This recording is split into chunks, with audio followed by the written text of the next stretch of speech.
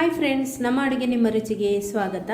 ಇವತ್ತು ನಾನು ನಿಮಗೆ ಕಡುಬು ಮತ್ತು ಚಟ್ನಿ ಮಾಡೋದನ್ನು ತೋರಿಸ್ತಾ ಇದ್ದೀನಿ. ಈ ಕಡುಬು ಮಂಗಳೂರು ಸೌತೆಕಾಯಿಯಿಂದ ಮಾಡಿರೋದು.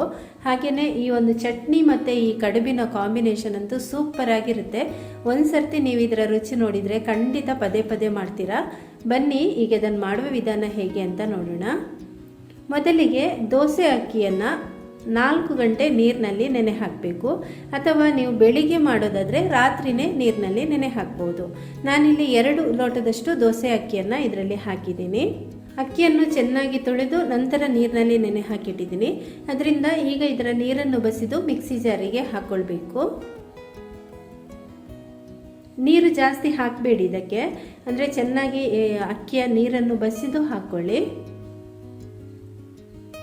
ಈಗ ಇದಕ್ಕೆ ರುಚಿಗೆ ತಕ್ಕಷ್ಟು ಉಪ್ಪು ಹಾಕ್ಕೊಳ್ತಾ ಇದ್ದೀನಿ. ಸುಮಾರು 3/4 ಟೀ ಸ್ಪೂನ್ ಹಾಕ್ತಾ ಇದ್ದೀನಿ. ನಂತರ ಇದಕ್ಕೆ ನೀರು ಹಾಕುವಾಗ ತುಂಬ ಕಮ್ಮಿ ನೀರಿನಲ್ಲಿ ಇದನ್ನು ರುಬ್ಕೊಳ್ಬೇಕು. ಈಗ ಸಣ್ಣ ಲೋಟದಲ್ಲಿ ನಾನು ನೀರು ತೊಗೊಂಡಿದ್ದೀನಲ್ವ, ಇದರಲ್ಲಿ ಸುಮಾರು ಒಂದು 3 ಟೇಬಲ್ ಸ್ಪೂನ್ನಷ್ಟು ಫಸ್ಟ್ ನೀರು ಹಾಕ್ಕೊಳ್ತಾ ಇದ್ದೀನಿ.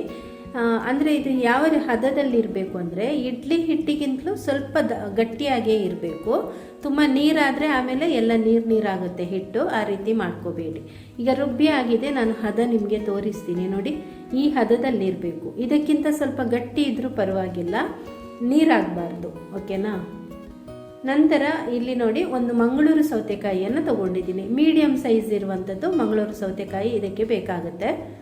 ಇದರ ಸಿಪ್ಪೆ ಮತ್ತು ಬೀಜ ಎಲ್ಲ ತೆಗಿಬೇಕು. ಈಗ ನೋಡಿ, ಕಟ್ ಮಾಡಿಬಿಟ್ಟು ಸಿಪ್ಪೆ ಎಲ್ಲ ತೆಗೆದಿದ್ದೀನಿ, ಹಾಗೆ ಬೀಜ ಕೂಡ ತೆಗಿತಾ ಇದ್ದೀನಿ.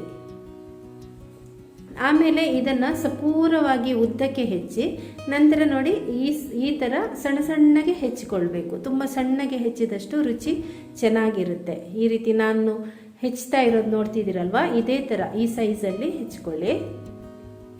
ಆಮೇಲೆ ಇಡ್ಲಿ ಪಾತ್ರೆಯಲ್ಲಿ ನೀರು ಹಾಕಿ ಕುದಿಯೋದಕ್ಕೆ ಇಡ್ತಾ ಇದ್ದೀನಿ. ನೀರು ಮೊದಲೇ ಕುದೀತಾ ಇರಬೇಕು ನಾವು ಹಿಟ್ಟನ್ನು ಅದರೊಳಗೆ ಇಡುವಾಗ. ತುಂಡು ಮಾಡಿರುವ ಸೌತೆಕಾಯಿಯನ್ನು ಒಂದು ಪಾತ್ರೆಗೆ ಹಾಕಿದ್ದೀನಿ. ಇದರ ಜೊತೆಗೆ ರುಬ್ಬಿರುವಂತಹ ಅಕ್ಕಿ ಪೇಸ್ಟನ್ನು ಹಾಕ್ಕೊಳ್ತಾ ಇದ್ದೀನಿ. ಈಗ ಇದನ್ನು ಚೆನ್ನಾಗಿ ಮಿಕ್ಸ್ ಮಾಡ್ಕೊಳ್ಳೋಣ. ಇದು ಇನ್ನು ಬೇಗ ಆಗಬೇಕು, ಯಾಕೆಂದರೆ ಇದರಲ್ಲಿ ನೀರು ಬಿಟ್ಕೊಂಡು ಬರುತ್ತೆ. ಆಮೇಲೆ ಉಪ್ಪು ಹಾಕಿದ್ದೀವಲ್ವ, ಈಗಾಗಲೇ ಉಪ್ಪು ಹಾಕಿ ಮತ್ತು ಈ ಸೌತೆಕಾಯಿಗೆ ಅದು ಉಪ್ಪು ತಾಗಿದಾಗ ನೀರು ಜಾಸ್ತಿ ಬಿಟ್ಕೊಳ್ಳುತ್ತೆ. ಬೇಗ ಚೆನ್ನಾಗಿ ಇದನ್ನು ಮಿಕ್ಸ್ ಮಾಡ್ಕೊಳ್ಳಿ. ಈ ರೀತಿ ಮಿಕ್ಸ್ ಮಾಡ್ಕೊಂಡಿದ್ದೀನಿ. ಹದ ತೋರಿಸ್ತೀನಿ ನೋಡಿ, ಈ ಹದದಲ್ಲಿ ಇದೆ. ಇದು ನೀರು ಹಾಕಿಲ್ಲ, ಇದು ಉಪ್ಪು ಇರೋದ್ರಿಂದ ಅದೇ ನೀರು ಬಿಟ್ಕೊಂಡಿದೆ. ಆಮೇಲೆ ನಾವಿದನ್ನು ಬಾಳೆ ಎಲೆಯಲ್ಲಿ ಹಾಕಿ ಬೇಯಿಸ್ಕೊಳ್ಬೇಕಾಗತ್ತೆ. ಅದಕ್ಕೋಸ್ಕರ ಸ್ವಲ್ಪ ದೊಡ್ಡ ಸೈಜ್ ಬಾಳೆ ಎಲೆ ಇದ್ದರೆ ಚೆನ್ನಾಗಿರುತ್ತೆ. ನನ್ನ ಹತ್ರ ಈ ಸೈಜ್ ಇರುವಂಥದ್ದು ಮಾತ್ರ ಇತ್ತು. ಇದಕ್ಕಿಂತ ದೊಡ್ಡದಿದ್ದರೆ ಅದು ಚೆನ್ನಾಗಿರುತ್ತೆ, ಫೋಲ್ಡ್ ಮಾಡೋದಕ್ಕೆ ಈಸಿ ಆಗುತ್ತೆ ನಮಗೆ. ಆಮೇಲೆ ಅದನ್ನು ಸ್ವಲ್ಪ ನೀವು ಬಾಡಿಸ್ಕೊಳ್ಬೇಕು. ಗ್ಯಾಸ್ ಒಲೆ ಮೇಲೆ ಬಿಸಿಗೆ ಸ್ವಲ್ಪ ಇಟ್ಟರೆ ಅದು ಬಾಡುತ್ತೆ, ಆಮೇಲೆ ಫೋಲ್ಡ್ ಮಾಡಲಿಕ್ಕೆ ಈಸಿ ಆಗುತ್ತೆ. ಈಗ ಇದಕ್ಕೆ ನಾನು 1 ಸೌಟಿನಷ್ಟು ಈ ಹಿಟ್ಟನ್ನು ಹಾಕ್ಕೊಂಡಿದ್ದೀನಿ. ನಂತರ ನೋಡಿ ಈ ರೀತಿ ಫೋಲ್ಡ್ ಮಾಡ್ಕೊಳ್ಳಿ. ಈ ಬಾಳೆ ಎಲೆ ತುಂಬ ಚಿಕ್ಕದಾಗಿದೆ, ಅದರಿಂದಾಗಿ ಫೋಲ್ಡ್ ಮಾಡಲಿಕ್ಕೆ ಸ್ವಲ್ಪ ಕಷ್ಟ ಆಗ್ತಾ ಇದೆ. ನಾನು ನೋಡಿ ಈ ರೀತಿ ಮಾಡ್ಕೊಳ್ತಾ ಇದ್ದೀನಿ. ನೀರು ಕುದೀತಾ ಇರುವಾಗಲೇ ಇದನ್ನು ಇಡ್ತೇವಲ್ವ, ಇದು ತಕ್ಷಣ ಗಟ್ಟಿಯಾಗಿಬಿಡುತ್ತೆ. ನೀರು ಇದೇನು ಸೋರಿ ಹೋಗೋದಿಲ್ಲ.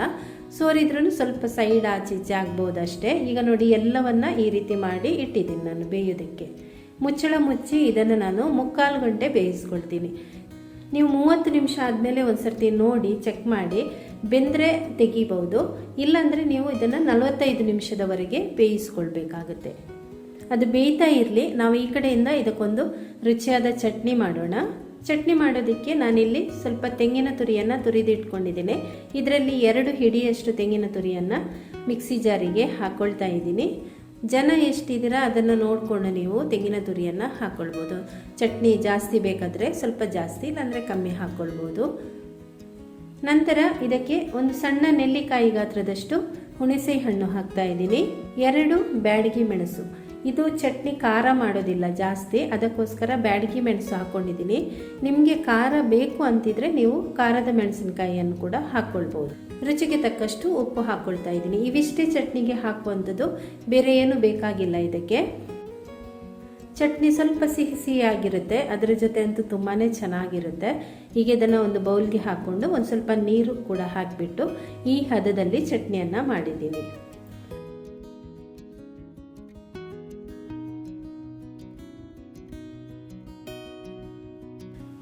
ಬನ್ನಿ ಈಗ ಕಡುಬು ಬೆಂದಿದೆ, ತೋರಿಸ್ತೀನಿ ನಿಮಗೆ. ನಾನು ಇದನ್ನು 45 ನಿಮಿಷ ಬೇಯಿಸ್ಕೊಂಡಿದ್ದೀನಿ.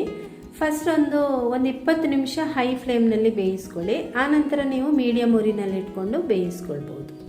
ಈಗ ಇದನ್ನು ತೆಗೆದು ತೋರಿಸ್ತಾ ಇದ್ದೀನಿ ನೋಡಿ. ತುಂಬ ಚೆನ್ನಾಗಿ ಬರುತ್ತೆ ಬಾಳೆ ಎಲೆಯಿಂದ ತೆಗೆಯೋದಕ್ಕೆ.